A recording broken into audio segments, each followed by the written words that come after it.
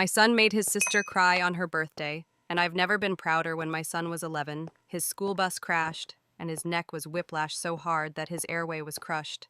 The doctors told us he would recover, but he might never speak again. But this didn't stop his younger sister Rosie from talking his ear off. Nathan would listen, smile, or even text responses back, and usually she's okay with that. But one time when she came home from a bad day at school, she immediately ran to Nathan, and when he just patted her back in response, she whispered, "I just wish you could tell me it'll be okay." Nathan spent a lot more time alone after that, and whenever I walked into his room to check on him, he was asleep under the covers. I figured it was just soccer practice tiring him out, and then came Rosie's 7th birthday party, right after she blew out the candles. Nathan lifted his hand up, and the room went silent.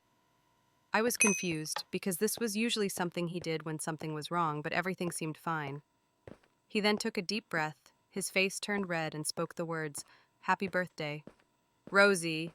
Me and Rosie both burst into tears before grabbing him for a big hug, and that's when I realized all those nights he spent alone, he was forcing out sounds and pushing through the pain.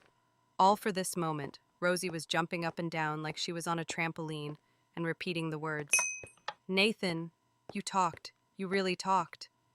Nathan just smiled, his voice still raw but his eyes brighter than I'd seen in years, because for the first time since the accident, he wasn't just listening, he was heard.